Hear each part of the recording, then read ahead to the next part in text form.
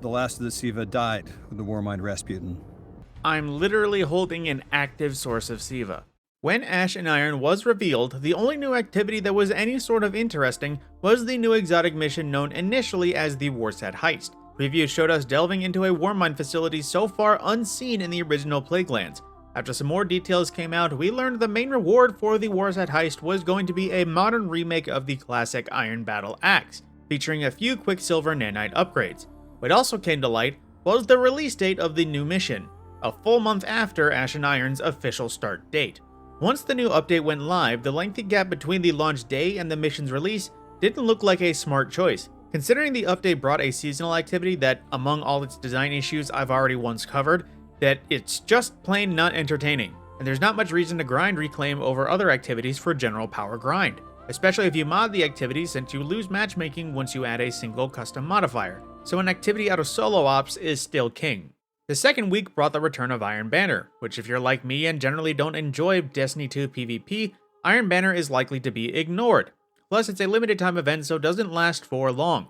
During week 3, the epic version of Desert Perpetual released, which it was well received, but in the end, it is still a raid. And while it may be mechanical tweaks only, it is still a sort of hard mode. Because of that, it generally has less people even entering the activity, let alone getting it done. Doesn't help that less people are even raiding period with the dropping player count. Can't attempt to raid if you don't have a team. Also wasn't connected to Ash and Iron's story, just kind of happened during the update's time frame. Then week 4 had Trials of Osiris during the weekend, which again, PvP. Pretty sure Trials is less popular among the general public compared to Iron Banner. After all, you don't need to win to get good rewards in Iron Banner. Then week 5 finally released the Warsat Heist exotic mission, officially named Heliostat. So was it worth waiting 4 full weeks for this mission? The mission begins around the corner from the Archon's Keep, going underneath the old Siva-infested artillery re-destroyed during Rise of Iron. We are joined by Ikora and Lodi for narrative dialogue, for a short time. They talk at the start, then Ikora responds when the conductor chimes in, but Lodi disappears for the rest of the mission after the start. May have some dialogue for any secrets, but I can't say for sure. Literally, this right here is all the dialogue for the entire mission with a bonus response for me bringing Outbreak to the mission. You'll be joined on this expedition by a squad of Scions allied with the forces of the city. They're experts in a wide variety of fields, including manipulation of Quicksilver, a Neo-Mooney nanite technology that may prove useful here. You have command on the ground. Bear it well. Seems like a problem for our psionic allies. When I was 20, I'd have given my left hand to talk to him for an hour. Funny where life takes you. Lodi, you were curious about Siva. This is its deactivated form. Technology gone rogue. Poisoning a landscape. Destroying the people who touched it. That's not a threat I thought I'd face twice in a lifetime. The surrounding Siva isn't reacting at all to the Guardian wielding a colony of live nanites. No fear, Lodi. This is one threat we're both past. I will not be stopped. The satellite will launch and spread my legions through this whole barren system. So the echo of command proved itself worthless. Enough. I have better tools. 2 choices only remain for you, Ikora Ray. My golden age, or nothing. Get ready for a fight, and watch out. There's something familiar about the signature this time.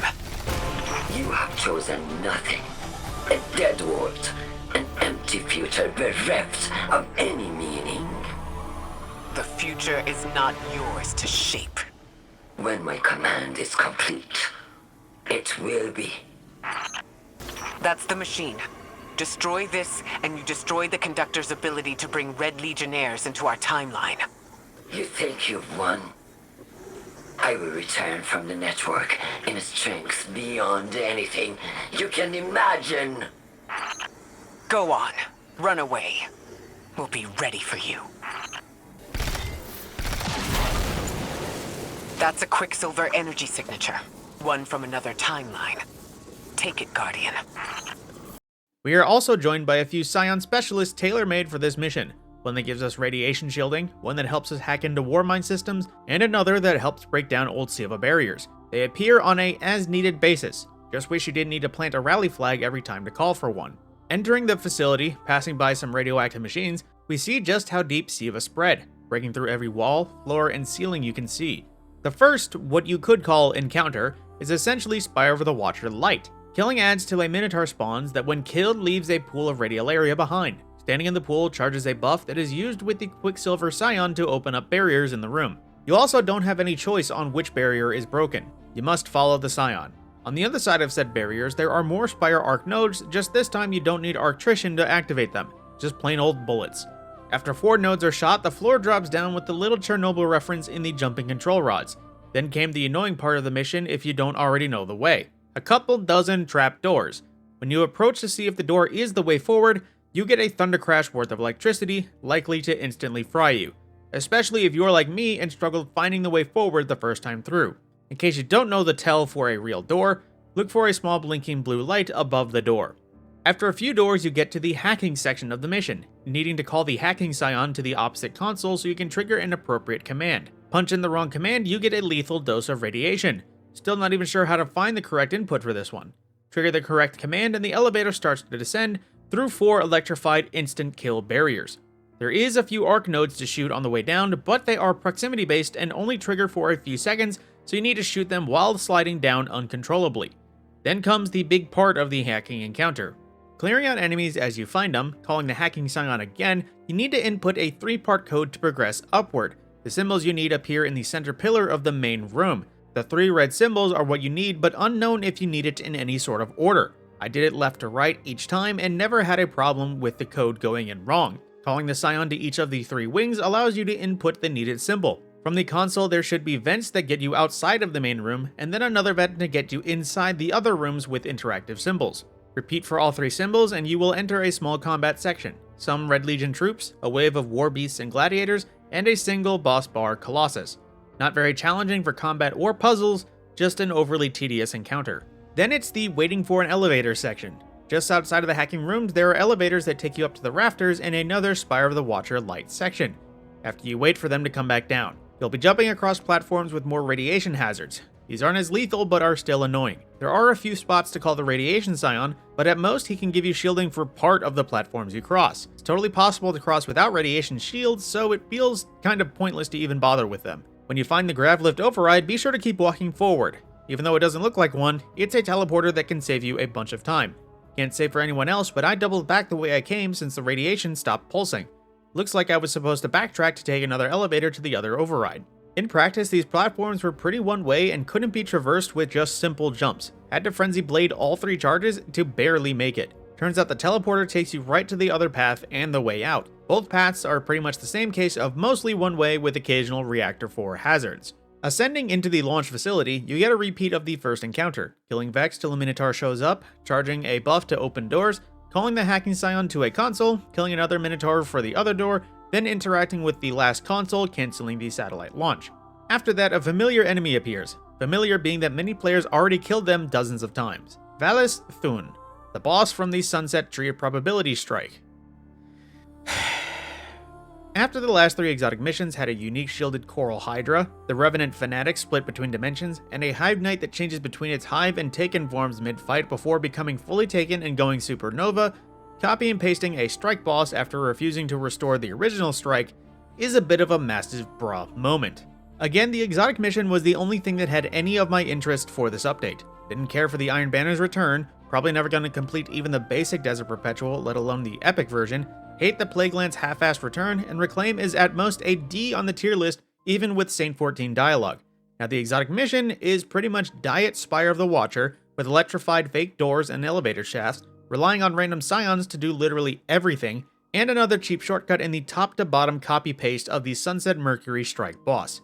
Doesn't help that the fight is extremely simple, doing ad control as needed and damaging the boss. After like 3 rockets, he goes immune and starts pulsing radiation. Your Psion friends get trapped, so you must kill a special wyvern to release them, and you get a radiation shield for the release. Immediately after this, his immune shield goes down. Then it's a rinse and repeat.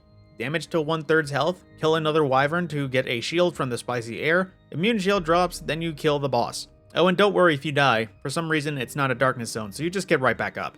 Swear all 3 of the episodes had triple the budget for their exotic missions. Wrapping up the mission, after all 3 scions spawned automatically at the start of the fight, you have to recall the Scions for the dozenth time, so you can shoot the satellite open and take the very obvious arc ball that is being called a Quicksilver energy signature. Then you unlock the craftable Wolfsbane. While it may be a good exotic sword, it is still a sword, so how often do you actually use swords for damage outside of the odd raid boss? Also released bugs, so only one person earns the intrinsic upgrades from the mission. Oh my. Wait, I didn't get anything. It just gave me all the intrinsics. I didn't get it. I didn't get anything either. Well, see if you can come back and melee it. I want him to still here. No, it's not here anymore. It's gone. Well, damn. That's ass. Classic, modern, Bungie. To answer my own question, no. I don't think this exotic mission was worth waiting the full month. For the most recent exotic mission, it is literally at the bottom of the tier list for my ranking of Destiny 2 exotic missions. Even the Bad Juju exotic mission is above Heliostat, and I forgot that mission existed until I looked up the list of exotic missions for this bit. This honestly doesn't even feel like an original exotic mission like others before it. More like this was a cut campaign mission that was repurposed as an air quotes exotic mission. Now again, I'm not saying Wolfsbane is a bad exotic or anything like that. It's nice that we finally have a full melee weapon in the heavy slot that is also something other than just another sword. Honestly, kind of astounding that in the 10 years of Destiny since melee weapons have been a thing, this is the first not sword we get. I know glaives are a thing, but those are more than just melee weapons. Even watched a few videos suggesting Wolfsbane can actually cook pretty well in terms of damage, and that was without any of the catalyst perks. It does seem like a little bit of a shortcut since the charged heavy slam just looks like a slightly retooled burning maul slam. Add the still kind of janky melee animation that Bungie has been reusing since Rise of Iron. Wolfsbane is pretty solid, but it's far from being the next level iconic like Outbreak or Whisper. I know I have been pretty blunt on my opinions of Ashen Iron, considering I started calling it Acid Irony. You can guess the opinion was a generally disappointed one. Since I was still interested in what the exotic mission had to offer, I was waiting on the final verdict. Sadly, this update looks to have shared all it can. Don't think there will be a epic version of Heliostat suddenly revolutionizing the whole mission, or any more sections of the Plague Lands suddenly opening up and releasing something redeeming. Considering Bungie has released all of what was advertised to be coming with Ashen Iron that isn't an event like Festival of the Lost that was separate from the seasonal story anyways, pretty sure Heliostat is the last of what Ashen Iron had to offer, and it did not change my opinion of Ashen Iron being a contender for the worst Destiny update in its 11-year timeline. That being said, that's all I got for the Heliostat mission. I may continue to finish upgrading Wolfsbane, but that is purely out of respect for the Iron Lords I already honored years ago during the Siva crisis. This mission isn't like 0 Hour, where I was always excited to run through with someone just so I could re-experience it again. Then again, there is no great thing that is truly special about Heliostat. 0 Hour had Trevor, Presage had the Egregore and Callus lore, Seraph Shield had the first fully customizable exotic with Revision 0, and Dual Destiny was the first mission that featured Destiny 2 PvP and PvE content. Heliostat feels like grave robbing Destiny concepts because they can't afford to make new ones. On that note, my name is the Mad Scorpion, and I will see you in the next video.